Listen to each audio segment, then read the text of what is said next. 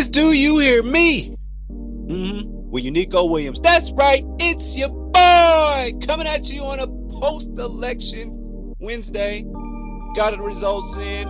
But you know the deal.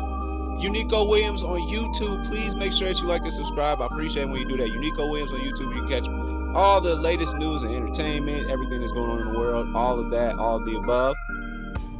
Also, I just need you to do that. Like and subscribe. Do that for me. I appreciate it. If you're watching on Facebook, make sure you like and subscribe. I really appreciate it because you're so fun when you do things that way. But as we know, Donald Trump has become the 47th president of the United States of America after what appeared to be, it was kind of close. 270 to like 230 or something. 272 to like 230. It was close. All right, something like that. But a couple of states, they switched over, with one of those being, actually two of them being, let's see, it was Wisconsin. I lied. I'm sorry. It was, yeah, anyway, yeah, some states flipped, like Georgia flipped and Pennsylvania flipped. There's a couple of states that went for Donald Trump, and it is what it is. Let's talk about the aftermath here. First and foremost, listen, guys, it's just for people that feel like it's the end of the world. It's not. It's not the end of the world as we know it, but it's not. It's not the end of the world. We thought that when President Bush came in office, we thought it was the end of the world. Yes, something really super duper bad happened during his time there, but we got through it. Day-to-day life really didn't so much change for myself. I mean, I was a little kid most of that time, but so it's not the end of the world. Don't fret. I think the first thing I'll say is hopefully he does something about the Ukraine situation. I get it. People be having issues in their countries and we just want to help so bad, but man, I gotta say, I prefer that we help ourselves. Like, we need to help America. That's where I feel like I was really upset when they gave all that money to Ukraine to fight against Russia, and they be really palling it up together, honestly, Russia and the United States. So I don't really understand that dynamic, but yeah, I would have preferred, like, if all that money that you gave to them, if you break it down to $1,000, like, pay anybody's rent 1 month, $1,000. How much is that? So, like, I don't know how much they gave Ukraine. I think it was billions, but let's just say, what is 1 billion divided by 1,000? The answer is 1 million. That's 1 million homes. That's 1 million homes where you could have paid $1,000 or less for their rent. If their rent is $1,000 or less, that's 1 million people that you could help. Because if people didn't have to pay rent just one time, right, that could actually change their life. That's life-changing money that they don't have to pay $1,000 one month, so that they can actually stack on top of that. Now, there's going to be people that would, anyway, you know how economics go. But hopefully that's something that he does. Let's talk about some other fallout from it. Some of the other fallout was, I wake up this morning and it was, I was actually driving from work today, and I was just catching up on some of the morning news was talking about. I was listening to the Ricky Smiley Morning Show, and the first thing they were doing at 6, 7 o'clock in the morning, they were hopping on that bandwagon of black men. We were the problem in regards to not getting Kamala in. Black men, our vote was the problem. Blaming it on black men again. I've heard them say people just can't fathom the idea of a woman being the president, the most powerful person in the free world, the leader of the free world, the most powerful nation in the world. They can't fathom the thought of that, and they kept on saying it was black men. I got some news for y'all, and let me give it to you.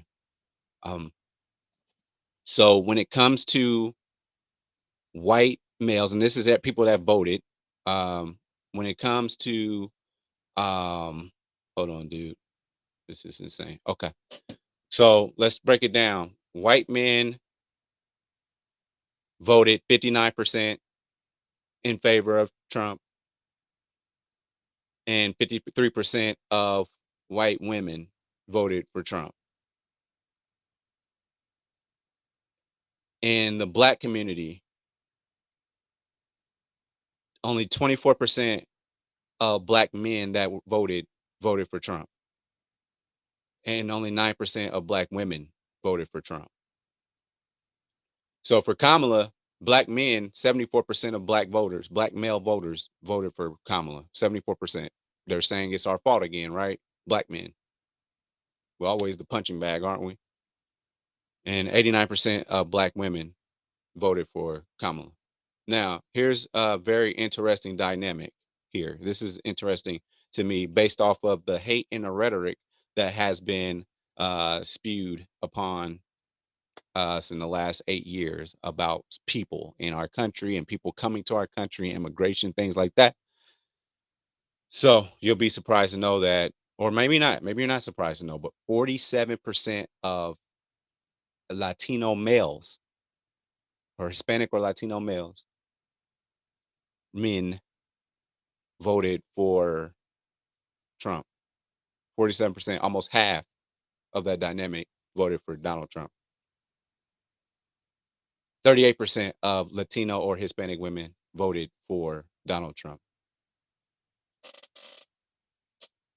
Black men, 24%. Okay, got it. That's a lot of people. That's a quarter of the people that voted that were black men. Almost a quarter voted for Donald Trump. That's a significant number, but it's not like, I don't know, 76% of the people that voted for Kamala, right? But it's our fault. Black men, it's our fault, because that was something they were spitting, like black men don't want to vote for Kamala because the women and this, that. Okay. Well, a whole bunch of hate speech, in my opinion, in regards to people of the Hispanic, Latino, that dynamic there. I know that a lot of them hate to be mixed in with each other, but even there's just jokes about folks in Puerto Rico and how it's just a pile of trash just floating in the ocean. That whole thing,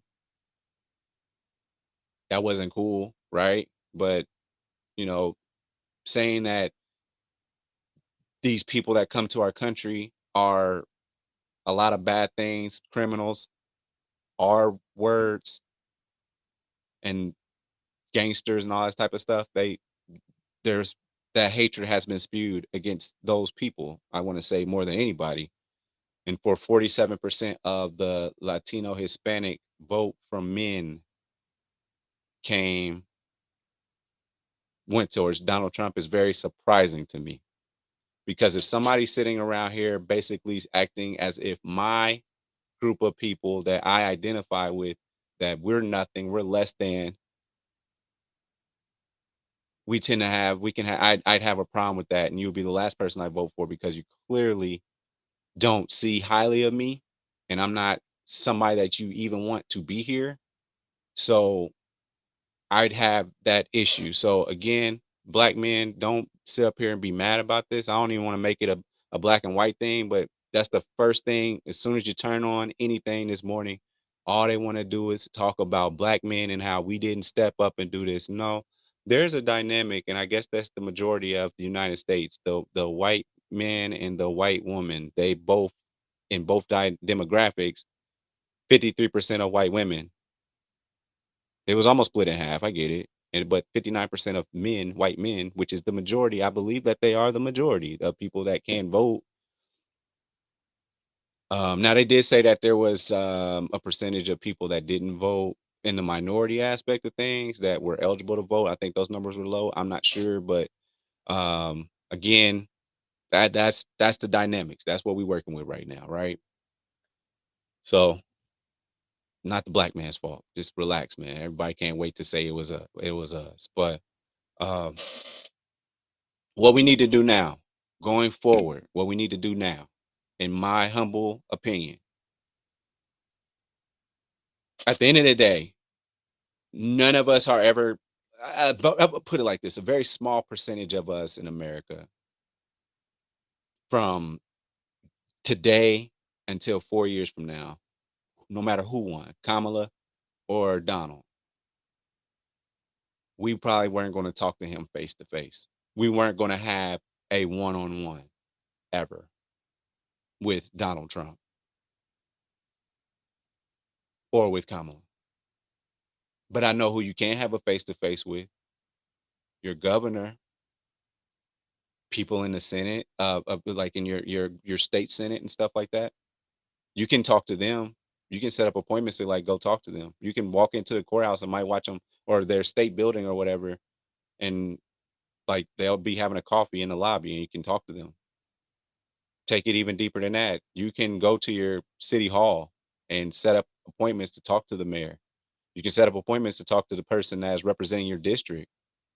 You can set up phone calls, Zoom calls, all that type of stuff. These people are accessible.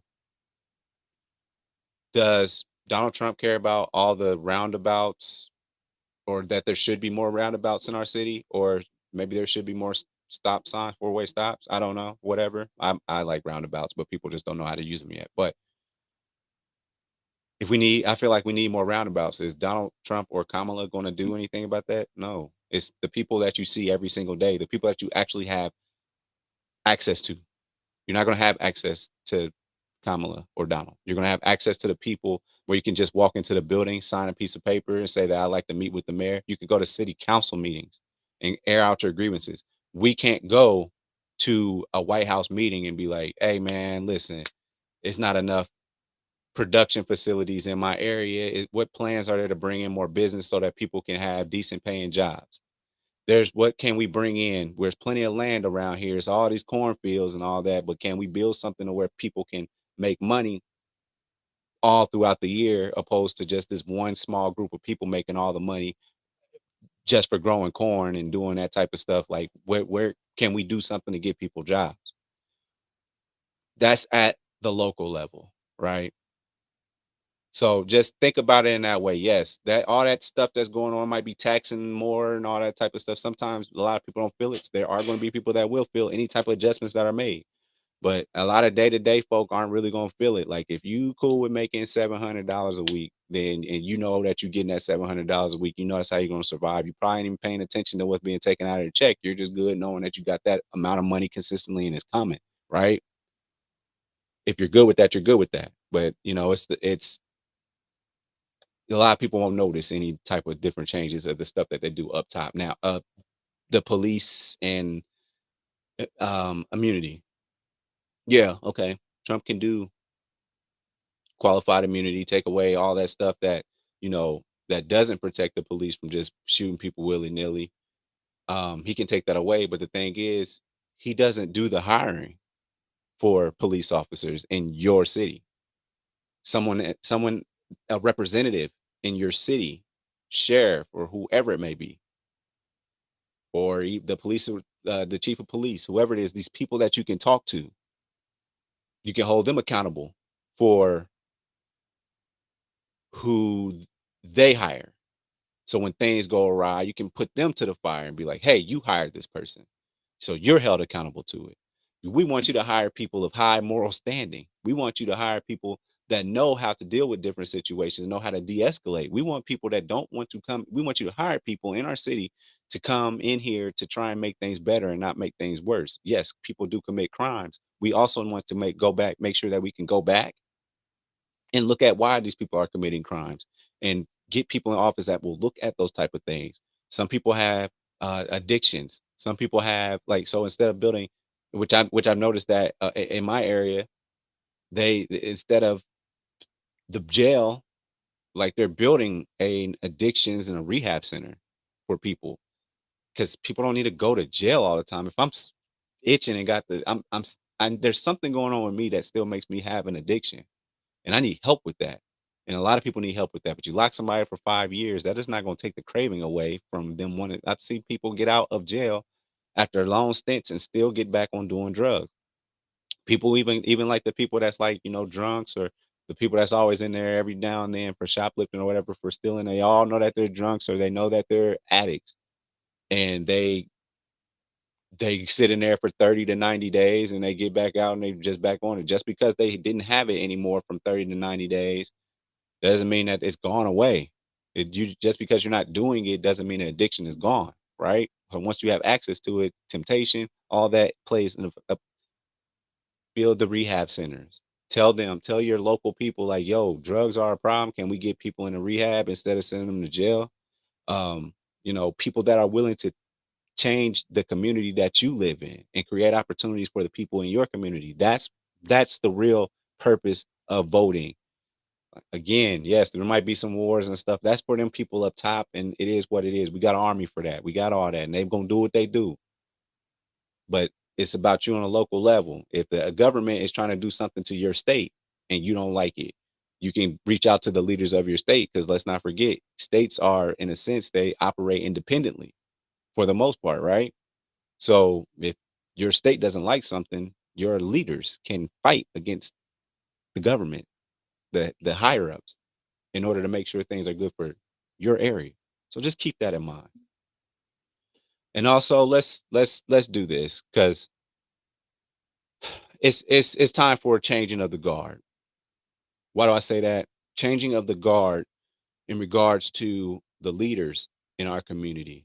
I believe it's time for the people that have been on the front lines in regards to leadership and how we do things and getting people to be excited about voting and stuff. I think it's time for a changing of the guard. Y'all know more than anybody, somebody that's inspired me to even pick up this microphone and do what I do. Ricky Smiley, love him to death, respect him. But I feel like the time for him and the time for DL Hughley and a lot of those OGs, it's time for them to be in our corner now. It's time for people like me to step up and be that leader. It's time for me to get the people going, because they come from a different era. I know government is government. It all makes sense. I get all that. But at the end of the day, I just really feel like it's a changing of the guard. It's time for people like myself. It's time for, your the RDC worlds. I mean, if they don't get into that, I get it. I'm just throwing out the age demographic of what people are looking at. The youth. It looks like people between 18 and 25 or 18 and 29, they more than half of those people voted for Trump too, right? So like even that younger demographic, I mean, it's time for us to pick up that mantle. Like I gotta say, the work has been done, DL Hughley. The work has been done, Ricky Smiley. You've done everything that you can. Y'all have done it throughout the years. Y'all have done it for decades of getting people to come out and vote.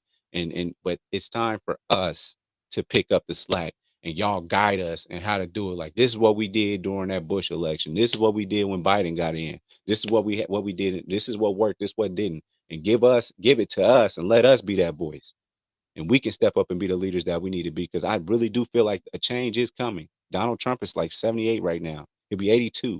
Why is an 82-year-old running the country? He has no idea what we do at our age and what we're going through. And he's coming from a place where he was paying a quarter to fill up his tank, or 25 cents a gallon. He comes from that era. And then he also never really struggled in life, and there's different struggles that came with each decade. That's almost 88 decades of life that he's gone through, several generations of that he's gone through. And you would think wisdom and what you see is what makes you suitable to be president. And honestly, forget being the president. You need to think about the present. And it's a lot of people that got old ways to think. Make America great again. You talking about taking it back to somewhere that not because it wasn't always great for everybody. So you talking about taking it back to a time where it was good for maybe people that look like you. And it's not considering everybody, but you got to understand there's a big, wide dynamic now. It's a huge demographic now that lives in our country and from a world perspective. And the world is watching us. Like in the 90s and 2000s, I mean, 90s and early 2000s, people overseas had to just watch their local news if they were able to. Now everybody has access to the world. Why is basketball players getting better overseas? Because they can get on YouTube and watch people and they can practice and do things like that. Why are other civilizations, not civilizations, but other countries, they're catching up and doing better? Because they have access to the rest of the world now. So now the whole world is watching and watching what we do and going to the lab and seeing how they can change and make things better for their countries. So it's just time. We all know what's going on. There's nothing that's hidden. Everything under the sun, we pretty much know about now. There's no hidden islands anywhere, hidden civilizations for the most part. Now there's people that choose not to leave their area and want to be in those remote locations and not deal with the rest of the world. I get that, but they're not voting. We're not worried about that. They don't have much to do with what's actually going on as long as they got their thing going on. But us over here, we have access. Knowledge is key when you're voting. Y'all really got to lock in on what's going on around you. Like when they're like check in on some of those council meetings. You don't have to go to those council meetings, guys. You can go online and watch it. The way we sit here and we'll listen to a YouTube video all day, or we'll listen to Spotify and listen to our favorite podcast. The same way that you do that, maybe there's a council meeting yesterday. You could have watched it live on your city website, city or town or township website while it was live, or you can come back and watch it the next day because once something is recorded, a lot of times it's still going to always be there. You'll be able to find it. So find time to see what are the issues, what's going on in your own community, and vote for people that want to change those type of things. Talk to people because again, we might not ever get an opportunity ever in life to go up and shake Kamala's hand or go up and shake Donald Trump's hand or even go up to be close enough to say F you to either one of them. But you can get close to your mayor and you can get close to the people. And that's what not all is not lost. Now it's just time to lock in on what's going on around you. You understand what I'm saying? Lock in on what's going on in your day-to-day life. Let Trump and all them do what they do and fight and not do nothing at all. And we just sit over here arguing and being mad at something that we ain't got nothing to do with. Because don't forget, yes, we vote, but the Electoral College, a group of selected people, still hold the power at the end of the day. It's not us. It's a group of people that vote for president, honestly. And they look at like, okay, California, most of my constituents want this person, so I'll use my electoral vote to let them get them in office. But there's other people that's like, I don't care what my constituents say. We're going with him. Whether he done rub my hands with a couple of dollars or promise me a seat in the Supreme Court, something to that effect. If you vote for me, I'll put you where you need to be. All types of deals. Because at the end of the day, America is a corporation. Yes, country, but it's a corporation. We're business. We're a business. So let's keep that in mind. So again, that's it. That's the State of Unico Williams address. Make sure that you follow me on YouTube, Unico Williams on YouTube. That's it, UNIQO space Williams. Please be sure to like and subscribe. I truly appreciate when you do that. We got to do it. I need to continue to build my platform because again, I want them to pass the torch to me and the other people that are just like me. We don't have to agree, but I want them to pass it on to the next generation. We the next leaders out here, my age demographic, and we got to step up and we got to change things. So with that being said, thank you so much for tuning in to another episode of Do You Hear Me? With Unico Williams. Holla. Be safe out there. Facts. Thanks for watching. Make sure you follow me on all my social media platforms. Don't forget, every Thursday, the full podcast is on Apple Podcasts, Google Podcasts, and mama, I'm on Spotify. Overall 99 ENT bring you videos from Friday all the way to Friday. So be sure to like and subscribe to the channel. We appreciate it. Again, thank you so much.